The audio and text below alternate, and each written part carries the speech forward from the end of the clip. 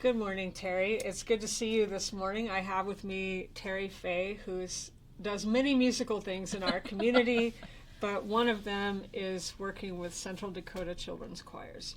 Absolutely. I have 4 part-time jobs with them. So tell us a little bit about Central Dakota Children's Choir. What makes that such a special organization in our community? Well, the thing that, to me, that strikes just on my heartstrings is the fact that it is inclusive of all children in the community. It doesn't just have to be Bismarck or Mandan or just those two. There are singers from outlying areas. It encompasses public school, private school, home school. So this is one of the few things in the community that children can do that brings them together, not playing a game against someone from another building or whatever, but that's the part I like the most. And some of them make wonderful lifelong friends from CDCC. And so remind me, the kids start as early as first grade, kindergarten? Yes, I started a first grade class 5 years ago. That was the newest one, the last one to begin, and they're called the Treble Makers. And they just meet the second semester and 1 day a week. And then second graders, singing for second graders is the next group. The group after that is one of the performing choirs, Jubilace, that is 3rd and 4th graders. Then the Bel Canto kids, 5th and 6th. Then Cantorai is 7, 8, 9. Our high school women's group, Angelica, is grades 9 and up. And then the high school mixed choir, Cantus. So. We were visiting a little bit before we started here about how many times the Bismarck-Mandan Symphony Orchestra has gotten to collaborate with, specifically with your choir, with Bel Canto. We have done some pretty major projects together. We have. And yes, you and I have had 5 collaborations at least. But that very first time when we put together the children's parts within the Carmina Burana, I think that was, for you, a game changer, because all of a sudden there were these kids that you just seemed to take to them right away, especially that age group there. And they love you too. Well, and I don't know if you know this about me. I think maybe we've talked about it before, but singing in a children's choir was one of the most important building blocks for me as a musician, as a young person. That's right. In fact, a few weeks ago, I happened to be at home in Texas and attended the funeral of one of my first children's choir directors, and sat behind another one of them. And just these people are so important. And I think about what that did to shape me as a young musician, and it's been something that's been important to me really all my life. I don't think that's an exaggeration to say that. And so when I got here to Bismarck and discovered through you that our community has this incredible graded choir program. I mean, I'm always bragging about that to other places, because how long has CDCC been going? This is our 28th season. Wow. Yes. Wow. And many children's choirs have not made it that long. Some of them were struggling when COVID came along, for instance, and many of them never got their feet back under them. And I'm just so grateful. And I would say that we have a wonderful board. It's the brainchild of Karen Treholt, who was a middle school music teacher who lost her voice and said, you can teach or you can talk, and you can't do both. And after some forced retirement at a young age, she dreamed this whole thing up and took a class through the Chamber of Commerce leadership class and did this whole project, and they told her, you should go with it. It's going to work. And it has. And I knew that if she was doing it, it was going to work. She's one of those people. Yeah. Wow. Well, it has been such a personal joy for me to know you through your beautiful French horn playing in our orchestra through the years. And then when we do these collaborations, I was explaining to someone the other day about how we do this. So coming up on our concerts this weekend, we're joined by your choir as well as Angelica is joining us as well. And what we do is, if you've been to our concerts before, those of you listening to this, you'll see the orchestra up on stage like they normally are. The choirs will actually be down below the stage level behind me. So their directors are syncing up with me and directing them, and it works beautifully. It does. And I love it because basically I don't need to wonder about what you want. All I have to do is watch, and I love that. Yeah. It works really well. I was telling some people about this, and they said, what do you mean they're going to be behind you?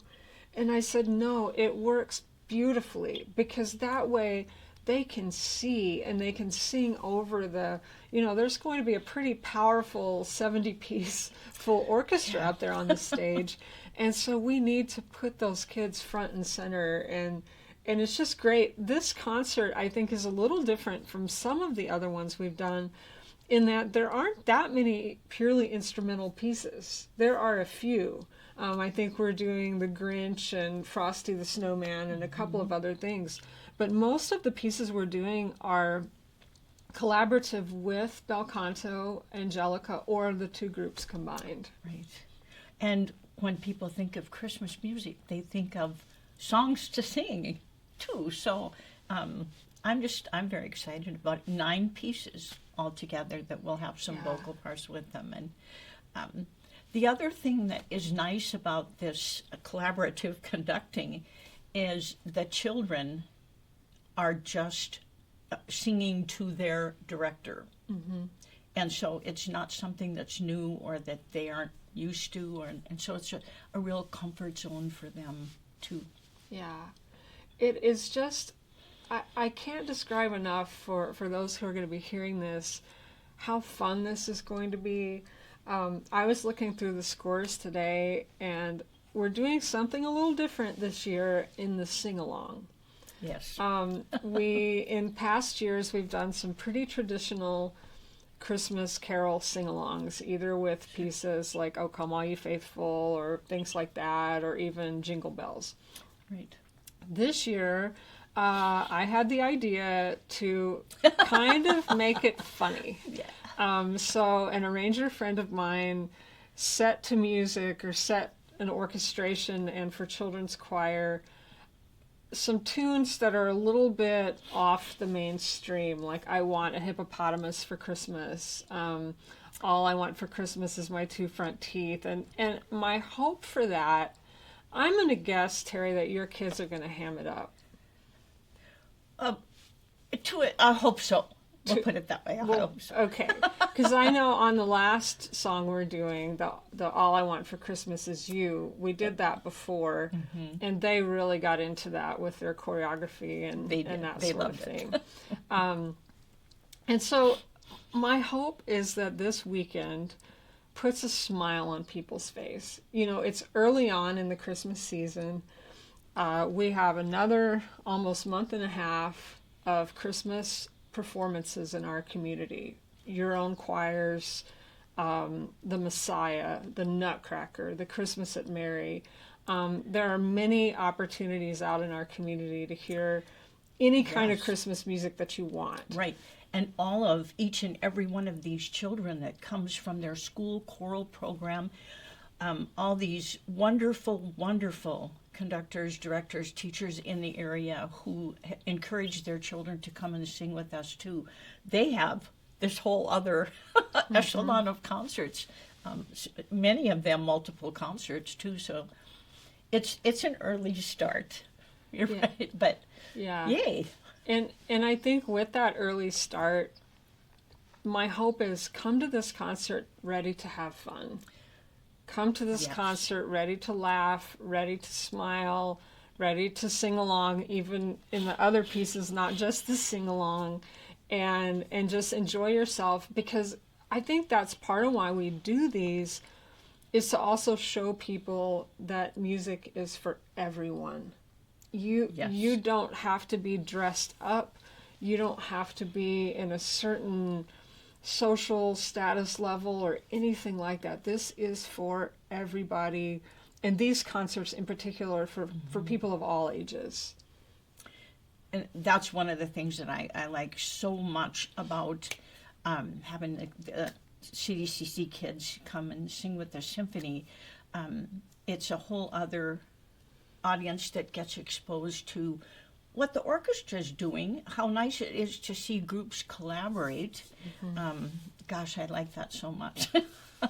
And our orchestra loves it. That part of how this came about is, a couple of years ago we worked together, and a lot of the orchestra members came up to me and said, Beverly, we should do this every year, every other year, because they enjoy it too. And that means a lot to me, because, we're not being paid a huge amount of money to be there to do that. These musicians, they're really giving of their time and their talents, and I want them to have fun too. So I'm excited tonight. We put it together for the first time. I am too. And I think there'll be a lot of energy in the room.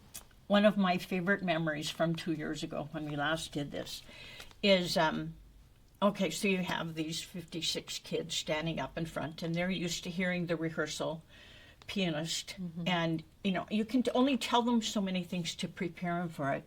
But after that, oboe plays that A, and the orchestra tunes, and the kids turn around and they're waiting for the introduction, and it's a whole symphony orchestra, and their faces just, it's an overwhelming experience for especially 5th and 6th graders to have a symphony orchestra as their backup. Yeah. Many children never get a chance to do that. And it's a wonderful experience. Well, and what's amazing about that, I was listening last week to a podcast that was an interview with Julie Andrews. Okay. And she talks about this specific thing, about the glorious nature of getting to sing with a symphony orchestra. She said something like, it's as though you are being carried along, Yeah. And I wish everybody could hear that interview with her. But as I was listening to her, I thought, wow, these children are getting that opportunity, like you said, at such a young age. It's really cool. And you can only explain it that you're lucky to have this opportunity, and it's really neat to stand in front. But until that first moment of realization of, whoa, this is like being on television. Television, we are. Yeah. So it's just their faces and their eyes, and worth 1,000 words, I guess. Well, Teri, thank you so much for visiting today about this, and we're going to have a lot of fun this week, and hopefully many collaborations to come in the future. I hope so too. Thank you so much. Thank you.